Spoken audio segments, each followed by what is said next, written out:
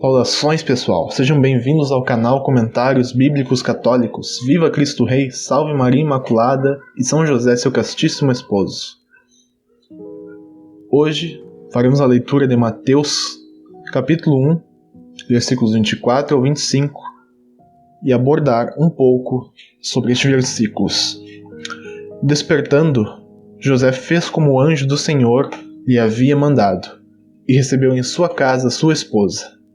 E não a conheceu até que tivesse dado à luz o seu filho, que recebeu o nome de Jesus. Aqui encontramos um dado do texto muito utilizado principalmente por protestantes, como se desse a entender que Maria, a mãe de Jesus, houvesse tido relações sexuais durante sua vida e até ter tido outros filhos. Para quem não sabe, a presente expressão bíblica sobre um homem conhecer uma mulher se refere a ambos terem feito sexo. E neste vídeo, demonstraremos que, nas Sagradas Escrituras, não há algo que afirme que Maria teve relação sexual após dela nascer Jesus. E também, claro, que ela não teve outros filhos além dele. Iremos rebater os 4 principais argumentos que corroboram com esse pensamento. A questão do até que, a questão do antes de coabitarem, a questão da primogenitura e a questão dos irmãos de Cristo. Ainda daremos argumentos que comprovam, ao final, que Cristo não teve irmãos por natureza, e 3 argumentos que demonstram a conveniência da crença na virgindade perpétua de Maria, a qual para nós católicos é uma verdade de fé. Iniciando, baseamos-nos na obra Contra Ovídio de São Jerônimo, na qual ele respondia aos argumentos de Ovídio. Este, assim como também os opositores de que tratamos hoje, utilizam certas passagens da Escritura para afirmar que Maria e José coabitaram. E junto de São Jerônimo, mostraremos lógica e biblicamente que isto não se verifica. Vejamos uma por uma das 4 oposições à virgindade de Nossa Senhora, e a cada oposição sua respectiva resposta. Primeira oposição. Estando escrito que, em relação a Maria, José não a conheceu até que ela tivesse dado à luz o seu filho, Mateus capítulo 1, versículo 25, isso significaria que após dela ter nascido o menino Jesus, José teria tido relações conjugais com Maria? Aqui se considera que a expressão até que do texto bíblico implica a realização da ação antes indicada, a qual anteriormente não havia acontecido. Se José não a tinha conhecido antes de dar à luz, depois do fato, ele a teria conhecido. No entanto, se formos ver no Antigo Testamento, escrito nas línguas dos hebreus, ou no grego do Novo Testamento, encontraremos exemplares da expressão encontrada aqui, do até que não só não significa mudança de paradigma, do antes para o depois, como na verdade apresentam uma constância do paradigma, ou seja, nenhuma mudança. Vamos aos exemplos. Em Isaías, capítulo 46, versículo 4, está escrito que Deus diz a certas pessoas pela boca do profeta: até a vossa velhice eu sou o mesmo.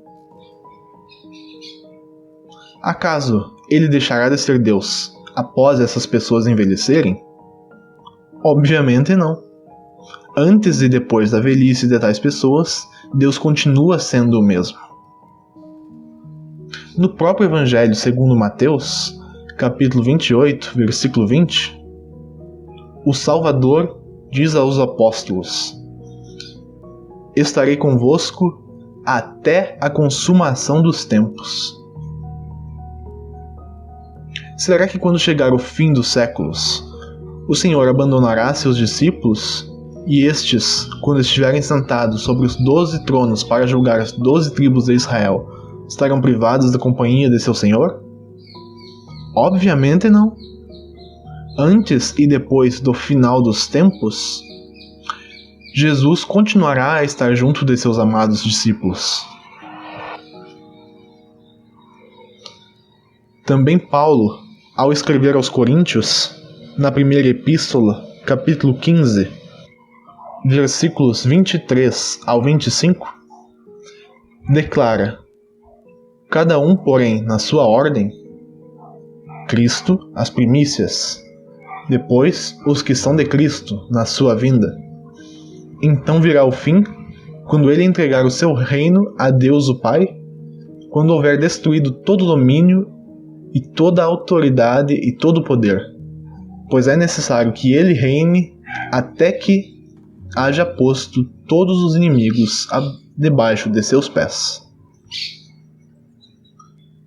Certos de que a passagem relata a natureza humana de Nosso Senhor, não temos como negar que as palavras são daquele que sofreu morte na cruz e que mais tarde se sentou à direita de Deus. O que ele quer demonstrar ao dizer que é necessário que ele reine até que haja posto todos os inimigos debaixo de seus pés?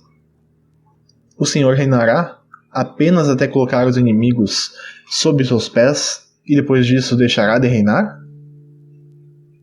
É óbvio que o seu reino estará apenas começando quando seus inimigos estiverem sob seus pés. Ou seja, Jesus, sendo Deus, sempre reinará, antes e depois de seus inimigos estarem abaixo de seus pés. Depois de tantas citações, podemos perceber que essa expressão de até que não traz definitivamente uma mudança de paradigma. Ela pode, como é nestes casos, querer frisar o acontecimento anterior, então direcionar os olhares para uma conduta central. E esta conduta central é de ênfase maior. O até que se referiria, então, a uma passagem de tempo desde uma ação do passado até um acontecimento central, sem querer dizer que após esse acontecimento, a ação do passado já não se dá mais no presente igualmente. Assim, José não ter conhecido Maria até que Jesus nascesse tem o sentido de apontar para o nascimento de Jesus, de dar ênfase na gravidez miraculosa de Maria, e não de pôr em ênfase a relação sexual entre o casal. Como vimos pelos versículos citados, tal expressão não implica que a situação mudou após o nascimento de Cristo. Não quer dizer que José realmente a conheceu após o menino ser dado à luz. Segunda oposição.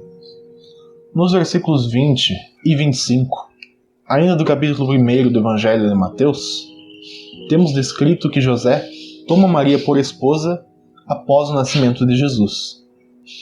Segundo os opositores, isso deve significar que ambos, como esposo e esposa, consumaram o casamento, o que se dá tendo relação sexual. Isso seria atestado também pelo fato de que o evangelista escreve que, antes de coabitarem, aconteceu que ela concebeu por virtude do Espírito Santo. Mateus capítulo 1, versículo 18. A expressão demonstraria a clara intenção e também o que aconteceu depois que eles coabitaram. Mas diante disso respondemos com São Jerônimo, que trabalha muito bem essa questão.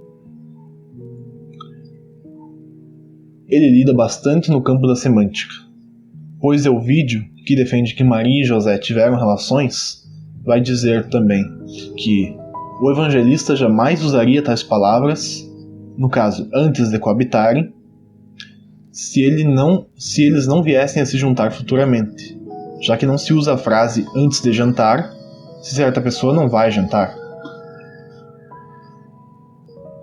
E São Jerônimo vai contrapor dizendo: Supondo que a pessoa dissesse, antes de jantar no porto, naveguei para a África, significasse que tais palavras obrigatoriamente demonstrassem que essa pessoa alguma vez já jantou no porto? Se eu preferisse dizer, o apóstolo Paulo, antes de ir para a Espanha, foi preso em Roma? Ou como também acho provável, Euvídio, antes de se arrepender, morreu? Acaso teria Paulo obrigatoriamente estado na Espanha após a prisão? Ou Euvídio se arrependeria após a morte? Ainda que na escritura diga, no Sheol, quem vos dará graças? A resposta é não. É verdadeira e coerente a frase, Paulo, antes de ir para a Espanha, foi preso em Roma. E sabemos que o acontecimento de ser preso em Roma interrompeu a ida de Paulo para a Espanha, a qual não se concretizou depois. O mesmo poderia se dar com a frase Euvídio, antes de se arrepender, morreu. Se assim foi, Euvídio faleceu e o arrependimento dele não se realizou. Por isso, São Jerônimo nos lembrará que, ainda que muitas vezes a preposição antes signifique ordem no tempo, por vezes ela significa ordem no pensamento, e nem sempre o pensamento se concretiza. Ou seja, o casamento de Maria e José podia seguir seu rumo natural, se não houvesse a interferência de Deus. E quanto ao dito sobre José de fato receber Maria como esposa, São Jerônimo bem diz que não devemos nos preocupar com isso, pois ainda que seja chamada esposa, ela somente deixou de ser prometida, pois sabemos que é usual na Escritura dar este título àqueles que são noivos.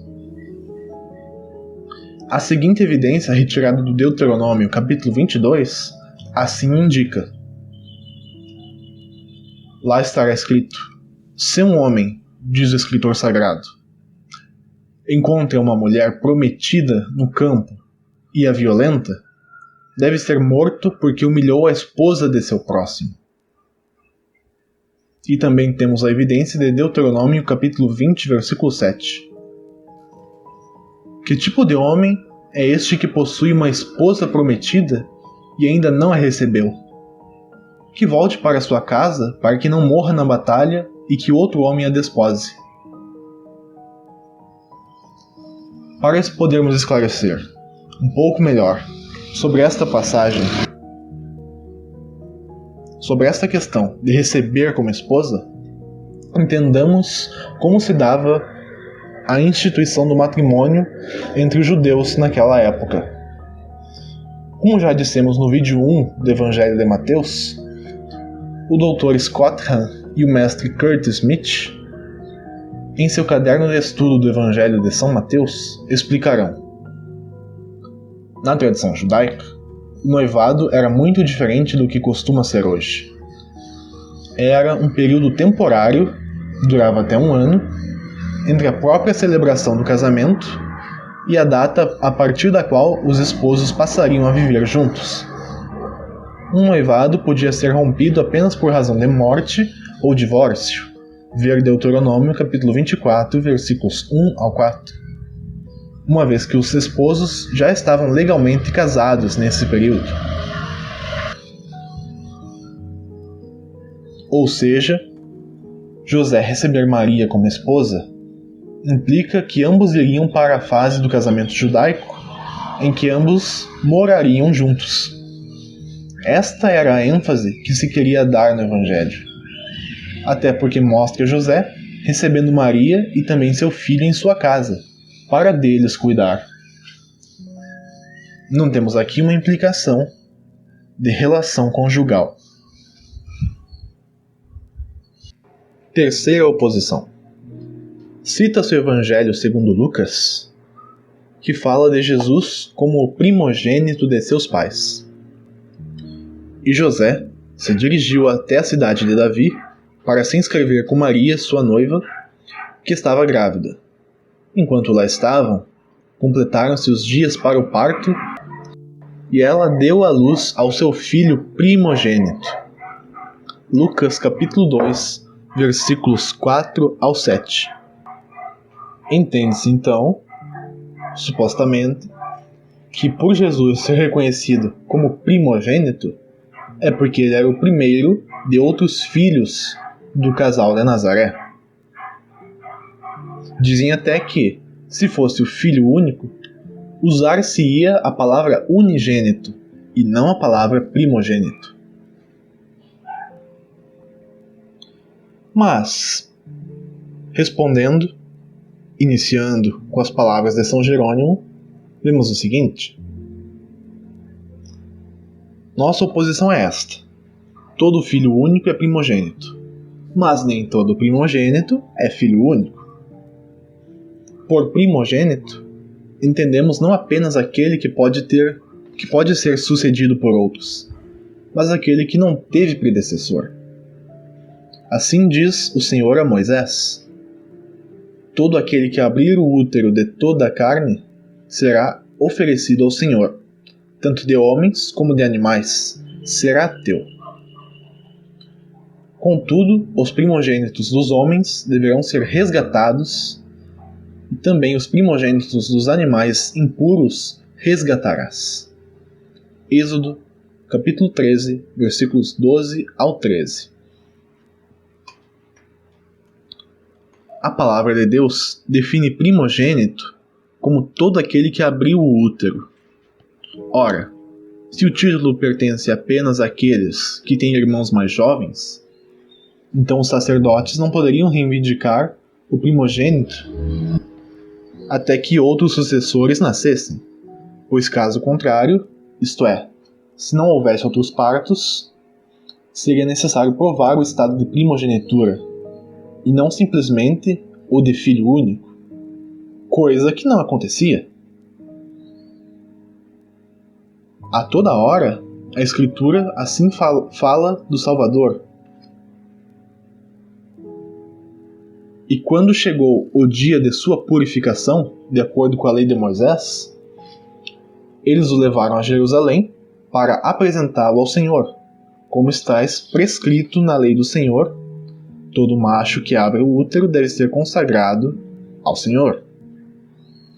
E para oferecer em sacrifício, de acordo com o que é prescrito na lei do Senhor, um par de rolinhas ou 2 pombas novas.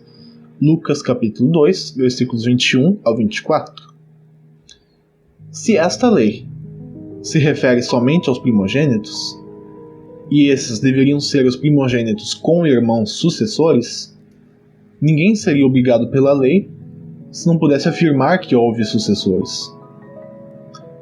Mas visto que, como aquele que não tem irmão mais novo é sujeito à lei do primogênito, deduzimos que é chamado primogênito aquele que abre o útero da mãe e que não foi precedido por ninguém, e não aquele cujo nascimento foi seguido por outro de irmão mais novo. Para ser primogênito, basta ser o primeiro, mas não necessariamente de outros. Pode ser o filho único, não necessariamente ter irmãos mais novos.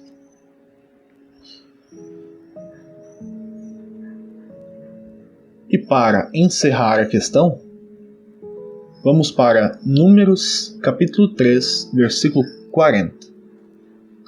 O Senhor disse a Moisés: faze o recenseamento de todos os primogênitos varões entre os israelitas da idade de 1 mês para cima, e faze o levantamento dos seus nomes.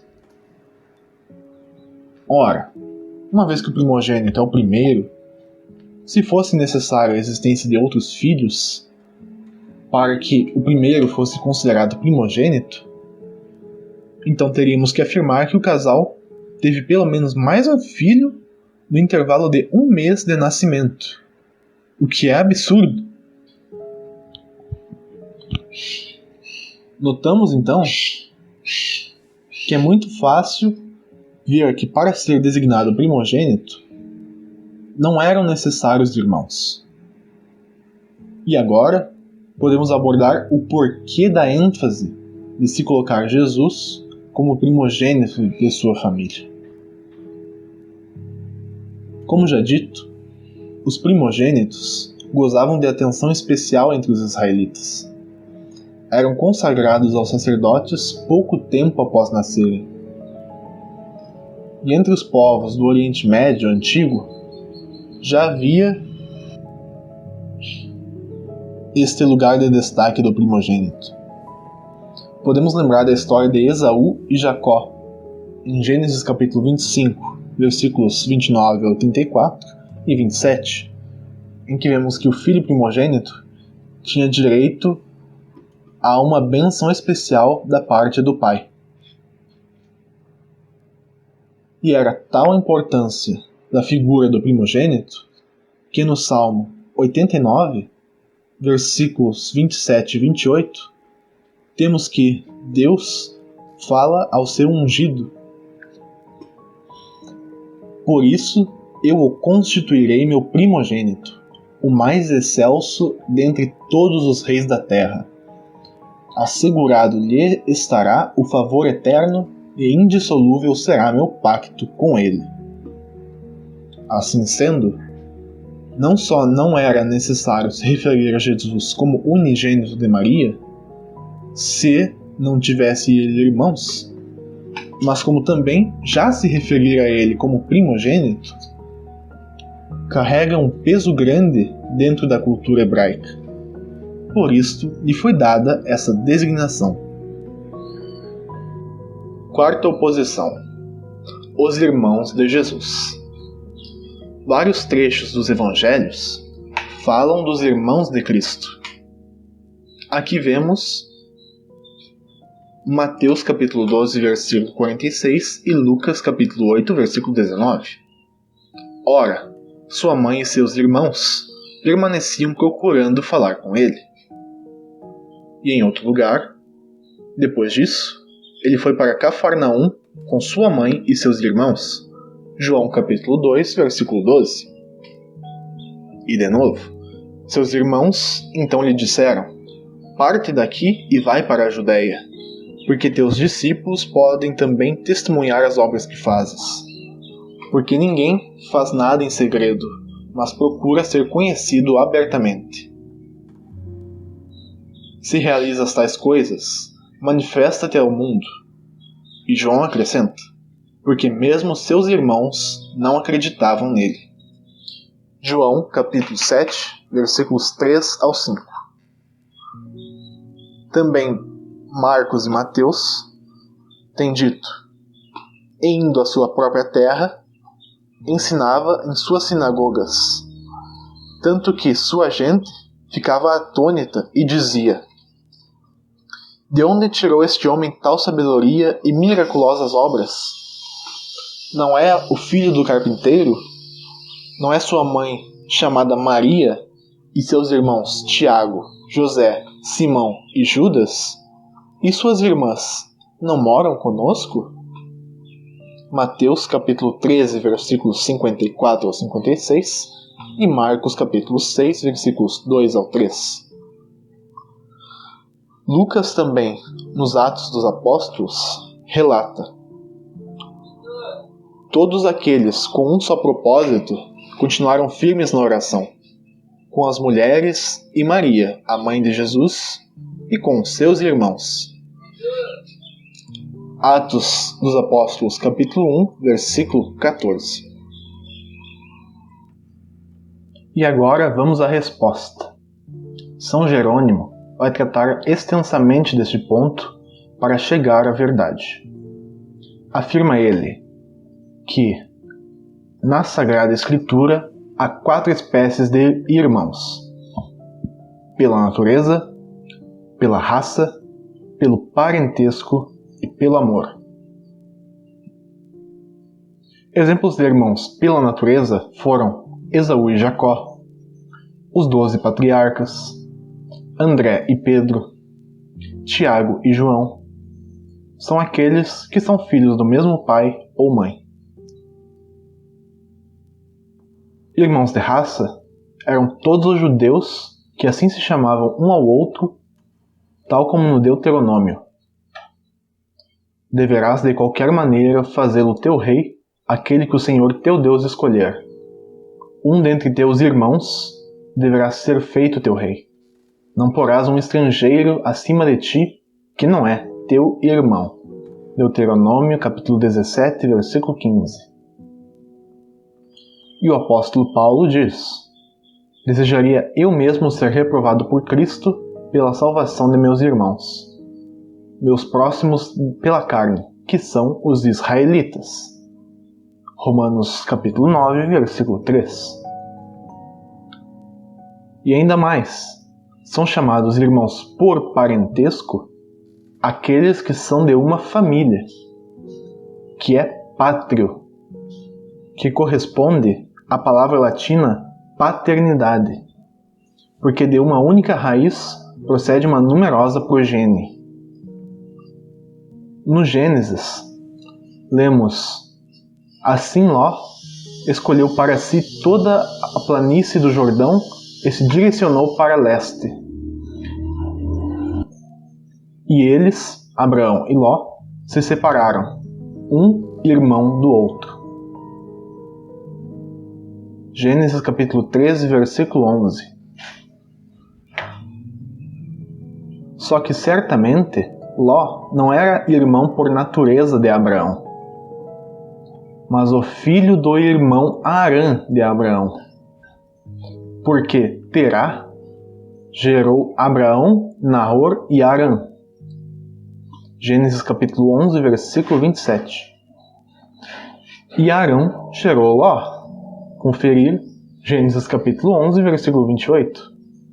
Ou seja, Abraão era tio de Ló, mas o chamava de irmão por serem parentes próximos, eram irmãos por parentesco.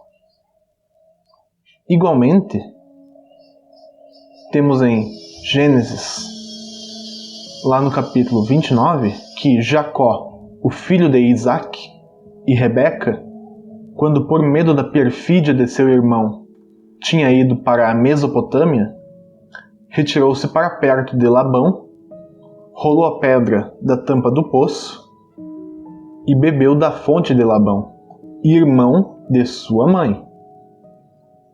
E Jacó beijou Raquel, ergueu sua voz e chorou. Jacó disse a Raquel que ele era irmão de seu pai, que era filho de Rebeca. Gênesis capítulo 29, versículos 11 ao 12. Aqui está outro exemplo da regra já referida, pela qual um sobrinho é chamado de irmão. Irmãos por parentesco. E há aqueles que são irmãos por afeto. Estes novamente são de duas espécies, aqueles por um relacionamento espiritual e aqueles por um relacionamento geral. Digo espiritual porque todos nós cristãos somos irmãos, como no verso. Veja como é bom e agradável para os irmãos viverem juntos na unidade. Salmo 133, capítulo 1. E o apóstolo, escrevendo aos Coríntios, diz: se algum homem que é chamado irmão for um fornicador, ou avarento, ou idólatra, ou caluniador, ou beberrão, ou autor de extorsões, com alguém assim não se deve comer. 1 Coríntios capítulo 5, versículo 11.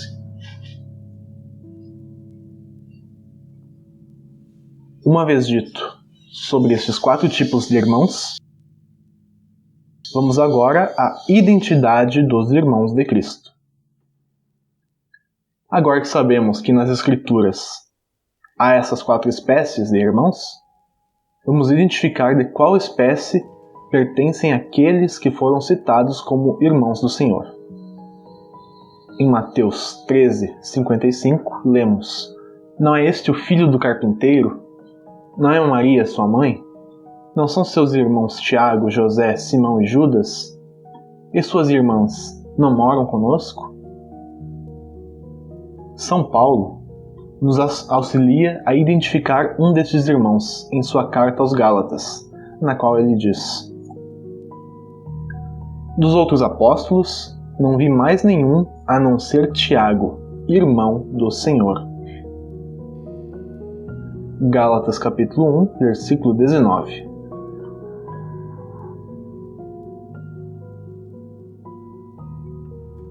Portanto, sabemos que Tiago, o irmão de Cristo, era um apóstolo. Indo então para a lista dos 12 apóstolos, identificamos 2 Tiagos. Um é filho de Alfeu e o outro filho de Zebedeu.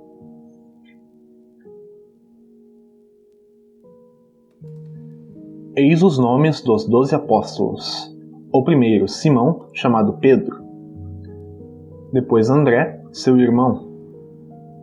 Tiago, filho de Zebedeu, e João, seu irmão. Filipe e Bartolomeu. Tomé e Mateus, o publicano. Tiago, filho de Alfeu, e Tadeu. Simão, o cananeu, e Judas Iscariotes, que foi o traidor. Mateus capítulo 10, versículos 2 ao 4. E encontramos a lista semelhante nos evangelhos de Lucas e Marcos.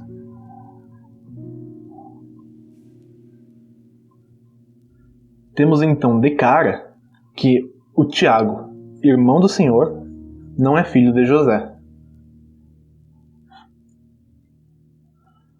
Há aqueles que, no entanto, conjecturam que possa haver um terceiro Tiago, um apóstolo que esteja fora da lista dos 12, argumentando que Paulo e Barnabé, por exemplo, eram chamados apóstolos e não estavam entre os 12 originais. No entanto, essas pessoas falham em perceber uma evidência clara, que é o fato dos apóstolos utilizarem dos adjetivos maior e menor para diferenciar os Tiagos, como em Marcos capítulo 15, versículo 40. São Jerônimo, respondendo sobre a suposta existência de um terceiro Tiago, fala: como poderia ser tido irmão do Senhor, e como, sendo um terceiro, poderia ser chamado menor para ser distinguido do maior? Porquanto maior e menor são usados para mostrar a relação entre não 3, mas 2 pessoas? Isto é confirmado também por Eusébio de Cesareia, que, citando Clemente de Alexandria no seu livro Hipotiposéis, no século II, fala: houve 2 Tiagos, um, o justo, que foi lançado do pináculo do templo e morto a golpes com um bastão, e o outro que foi decapitado.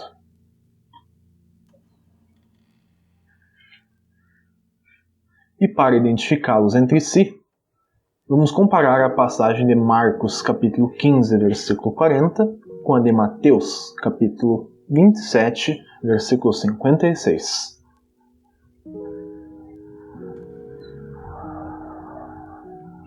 Achavam-se ali também umas mulheres, observando de longe, entre as quais Maria Madalena, Maria, mãe de Tiago o menor e de José, e Salomé. Marcos capítulo 15, versículo 14. Entre elas se achavam Maria Madalena e Maria, mãe de Tiago e de José, e a mãe dos filhos de Zebedeu. Mateus capítulo 27, versículo 56. Ora, vemos que o Tiago, citado como menor, não é o Tiago, filho de Zebedeu. Logo, o Tiago chamado menor é o filho de Alfeu, enquanto o Tiago chamado de maior seria o filho de Zebedeu. Vamos agora a uma observação. O título de maior ao Tiago, filho de Zebedeu, não consta dentro dos escritos bíblicos. Porém, ele é utilizado extra-biblicamente para diferenciar o menor do maior. O que já checamos é que existia dentro das Escrituras a denominação do Tiago Menor. E a isso se contrapõe o Tiago chamado Maior. Por isso, podemos afirmar que há 2 Tiagos apenas.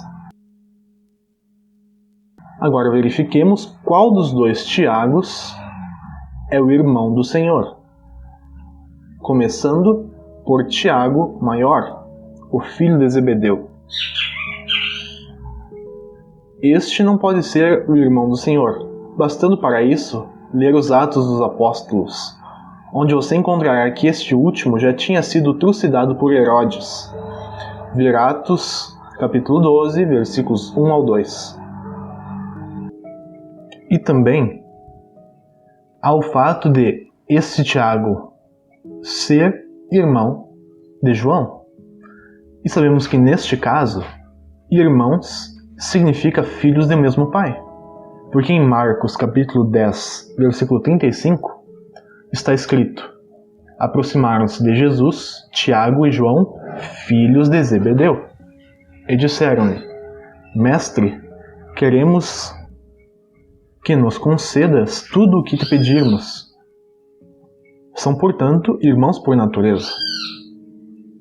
E, no entanto, João, o irmão de Tiago, não é citado como um dos irmãos de Cristo. E para sabermos quem é a mãe desses 2, basta compararmos novamente Marcos capítulo 15 com Mateus 27, onde vemos que a sua mãe é Salomé, pois onde é citado em um dos evangelhos a mãe dos filhos de Zebedeu, no mesmo lugar é citado a pessoa de Salomé. Logo, este Tiago, o maior, que tem por pai Zebedeu, por mãe Salomé e por irmão João, não é o Tiago, irmão do Senhor. Desta forma, podemos enxergar que o Tiago, irmão do Senhor, é o Tiago, filho de Alfeu. Não é filho de São José. Mas alguém também poderia objetar que após a morte de São José, Maria de Nazaré poderia ter se casado com este Alfeu e com ele ter tido filhos. Para tratarmos sobre isso, olhemos para Mateus capítulo 27, versículos 55 ao 56. Havia ali também algumas mulheres que de longe olhavam. Tinham seguido Jesus desde a Galileia para o servir. Entre elas se achavam Maria Madalena e Maria, mãe de Tiago e de José, e a mãe dos filhos de Zebedeu.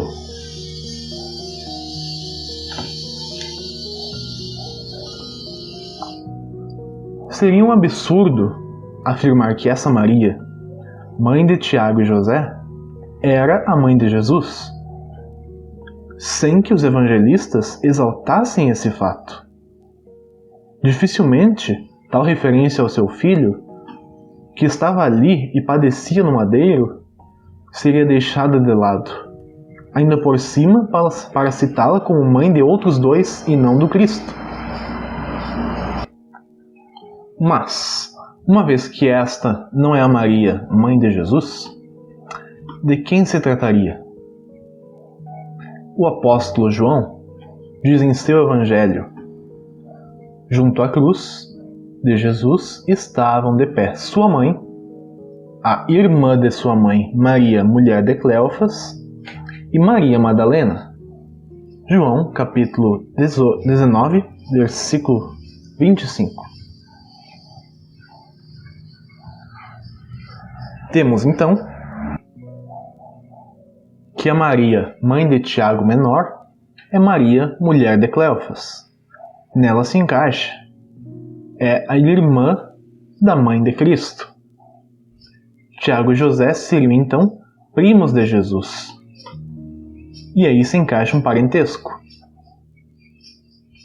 E se não fossem primos, seriam parentes próximos, pois sabemos que neste caso as Marias são irmãs ou por natureza ou por parentesco, pois a citação claramente não tem relação com ambas serem judias, ou seja, irmãs de raça, visto que ali havia outros judeus.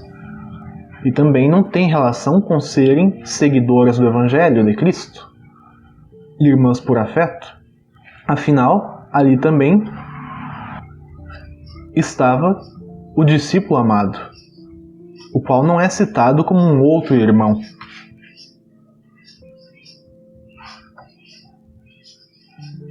Esta Maria é chamada Maria de Cleofas. Sendo esposa de Cleofas, isso significaria que ela não pode ser a mãe dos filhos de Alfeu? Não, pois há duas possibilidades. A primeira é que ela poderia ter se casado com Cleofas após ter ficado viúva de Alfeu.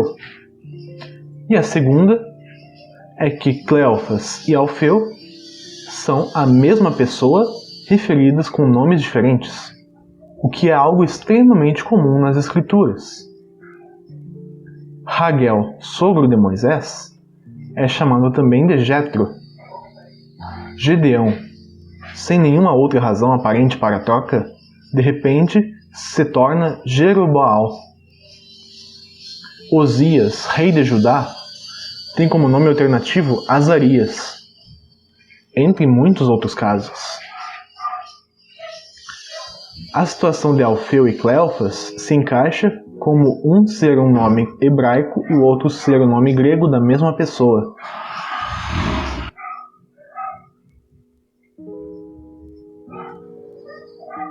Até porque, naquela época, o grego era como a língua universal entre os povos ao redor do Império Romano, e havia comércio e contato entre os territórios. Mas, independente das possibilidades, temos que esse Tiago, não era filho de José e nem filho de Maria, mãe de Cristo. Era filho da Maria, irmã da mãe de Cristo, seja irmã por natureza ou irmã por parentesco. Logo, os citados irmãos de Cristo não são irmãos de Cristo por natureza. Também não são irmãos por raça, pois seria absurdo supor que uns poucos judeus fossem chamados irmãos, quando todos os judeus daquele tempo poderiam, a esse título, reivindicar o nome. Eram eles irmãos por afeto? Pela virtude de intimidade estreita e de união de coração e pensamento? Se assim eram, quais eram exatamente seus irmãos, mais do que os próprios apóstolos que receberam sua instrução privada, que eram chamados por ele, sua mãe e seus irmãos? Logo, podemos concluir necessariamente que eles são chamados irmãos em virtude do vínculo de parentesco, não de amor e simpatia, nem por prerrogativa de raça, nem pela natureza. Exatamente como Ló foi chamado irmão de Abraão e Jacó irmão de Labão, exatamente como as filhas de Zelofehad receberam um lote entre seus irmãos. Tiago e José são, na verdade, parentes próximos de Jesus e foram citados como irmãos ao lado dos outros personagens dessa passagem bíblica.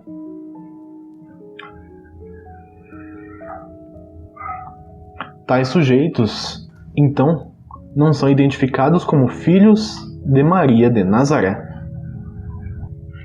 Não foram referenciados na classificação de irmãos como de irmãos de natureza de Jesus, mas sim irmãos por parentesco. E ainda, podemos trazer aqui fortes evidências que apontam para a existência de Jesus como o filho único do casamento de Maria e de José. Uma vez que provamos que os citados irmãos de Cristo não são irmãos por natureza, filhos do mesmo pai ou mãe, mas irmãos por parentesco? E ainda são citados na Bíblia estes irmãos por parentesco? Muito mais deveriam ser citados aqueles que são filhos de José e Maria. No entanto, nenhum é citado, o que corrobora para sua inexistência. O único personagem que é chamado Filho de Maria nas Escrituras é o próprio Jesus.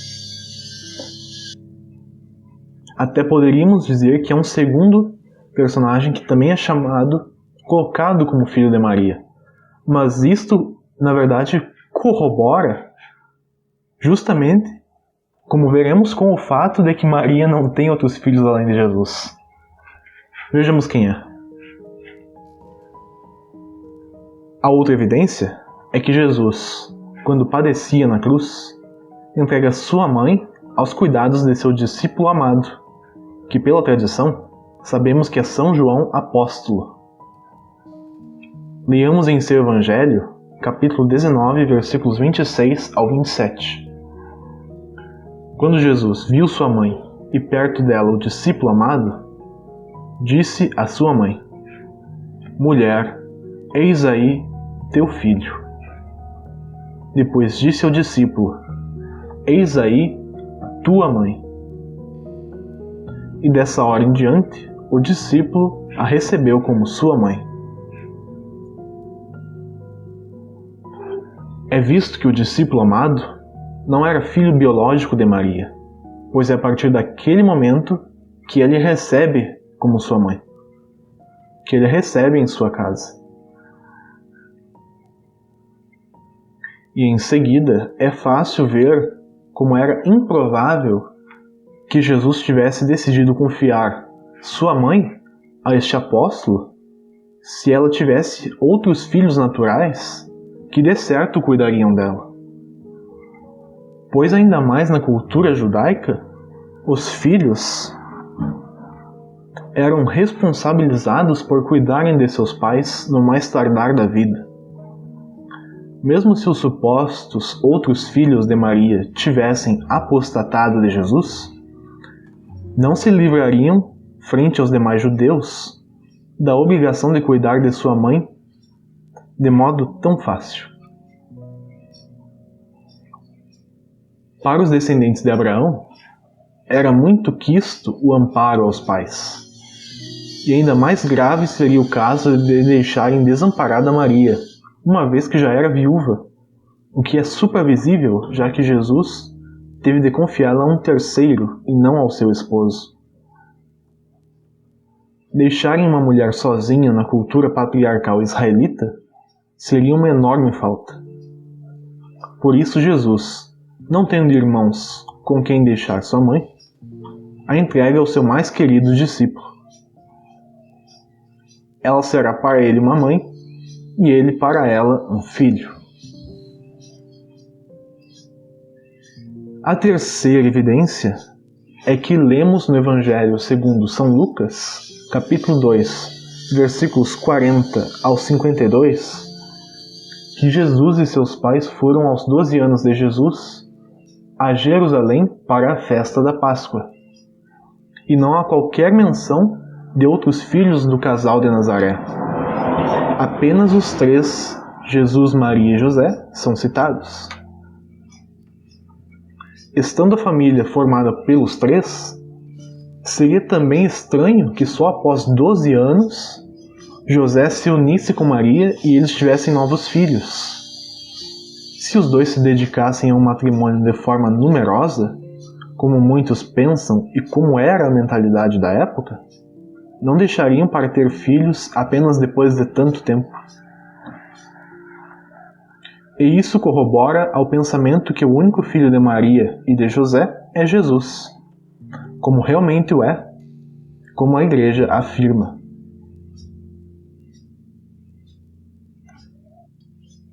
E por fim, trazemos a partir de Santo Tomás de Aquino, em sua Suma Teológica, algumas razões de conveniência para que Maria permanecesse virgem. Primeiro, toda a vida humana de Cristo é tal que aponta para sua natureza, sua vida divina. Dela é sinal. Por isso Cristo, em sua natureza divina, sendo o unigênito Filho do Pai, convinha que fosse o unigênito de sua mãe. A segunda razão é que, também, uma vez que Maria e José recebem por filho o Filho de Deus, já é de gratidão que se contentassem com tal filho. O fim último de todas as pessoas deve ser Deus. E os esposos de Nazaré já o tinham em seu lar. Suas vidas eram a ele dedicadas. E a terceira razão é que o ventre virginal de Maria foi o sacrário do Espírito Santo, no qual formou Jesus na carne. Por isso, não devia ser violado pela conjunção marital. Não se trata de dizermos que a relação entre um marido e uma mulher seja pecado, mas é sobre a relação entre o sagrado e o profano, entre o que é de Deus e o que é dos homens. Lembremos que as coisas sagradas, as coisas consagradas a Deus, são santas, separadas. Vide o seu santo nome, Levítico capítulo 20, versículo 3. O seu monte santo, Salmo 2, versículo 6. Os antigos ornamentos sacerdotais, Êxodo capítulo 29, versículo 29. Aquilo que passa a servir a Deus para o uso sagrado, já não deve mais ser tomado para o uso humano, para o uso profano. E como alguém bem disse uma vez, se a terra em que Jesus pisou é santa, imagine o ventre que o gerou.